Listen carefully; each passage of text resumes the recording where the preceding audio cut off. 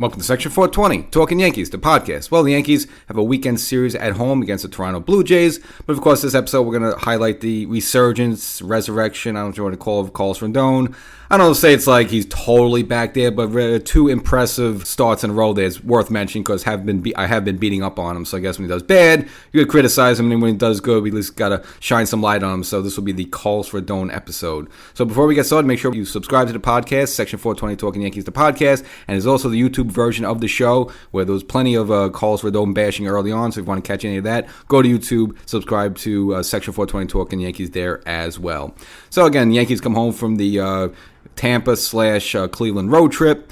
But again, within that road trip and kind of, sort of buried in the headlines has been the two very impressive starts by Carlos Rodón. Again, the first one being in Tampa there where he went 6 innings, only surrendered 2 hits. Now, again, he was a little shaky there, did surrender 4 walks there, but was able to sort of mitigate any sort of danger there and had an impressive 9 strikeouts in the 6 innings of work there. And that's a game the Yankees squeaked away with a 1-0 win. And then, of course, the finale in Cleveland, a game the Yankees really, really needed after dropping the first 2. The first game, obviously, the Yankees kind of got bombed out. Yeah, they did surmount a little bit of a comeback there in the 8th and 9th inning, but too little too late, and then had a disappointing kind of lackluster loss the next game. You really needed a pick-me-up game there, and this is, typically early on where Max Fried was coming in to save the day. Well, this time there was Carlos Rodón there, shutting down the Cleveland Guardians and going 7 innings, only surrendering 1 run, only scattering 4 hits, got his walks down to only 2 walks there, and yet another impressive 8 strikeouts. So if you look at the both road games there, that's 13 total innings pitched and 17 strikeouts in the 13 innings there. So you average a little bit better than a strikeout per inning there. And overall, with his ballooned ERA right now, has got it mitigated. Again, it helps when you only give up 1 run and then 0 runs the next start there. He's got his ERA down to a little bit more manageable, respectable 3.50 versus the 5 and change it was a couple weeks ago when, again, he was just looking terrible there and some of those big blow-ups. Again, overall, you always look at the Giant game as well. I mean, again, you could blame Boom a little bit for hanging him a little bit longer. Again, he did surrender up a 3-run homer later in the game there where he probably should have been out of that game. Again, nevertheless, Carlos Rodón had been struggling on early this season, but it looks like he seems to have got himself calmed down a little bit. I don't know whether it's just the weather getting a little bit warmer now. Again, some of those games were not the best of weather, especially in Detroit there. It was cold.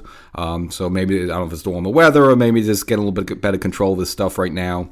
That is, and of course, one of the conspiracy theories might have been in the Tampa series. That's when Austin Wells got the food poisoning, which was covered in the latest YouTube episode, where J.C. Escar had it coming behind the dish when he wasn't originally planned, and Rodón, threw a good game. Then the whole idea is that, well, is him and Austin Wells not on the same page, and maybe the Yankees should change catchers for Rodón? That doesn't make sense at all because in the second game, Austin Wells did catch Rodón there, and again, Rodón had probably even a more impressive start than he did in Tampa there. So I don't think it had anything to do with the catch. It's been more on Rodón, turning things around a little bit.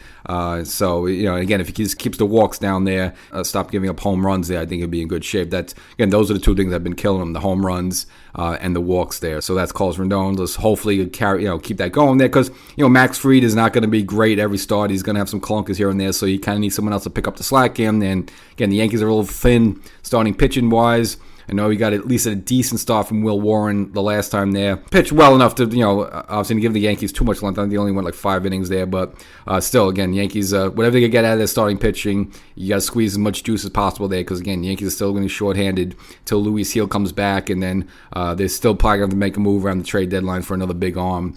So unless Rodón is really, turns it on and Max Fried keeps doing what he's doing, where you say, okay, you have a good 1-2 punch there at the top there, but until that happens there, I still think the Yankees still need a little bit more help in starting the pitching department, but that remains to be seen. So, short and sweet episode. Rodón looks like he straightened himself out a little bit and is hopefully going to keep that going there.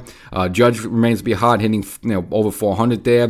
Paul Goldschmidt, who I also kind of highlighted in the recent YouTube episode, not too far behind him there. So, again, not really hitting home runs and stuff, but just peppering the ball all over the place and just being a hit machine. Kind of remind you of DJ LeMahieu a couple of seasons ago when he would just be a singles and doubles machine there. That's what Goldschmidt's giving you. So we'll catch you next time.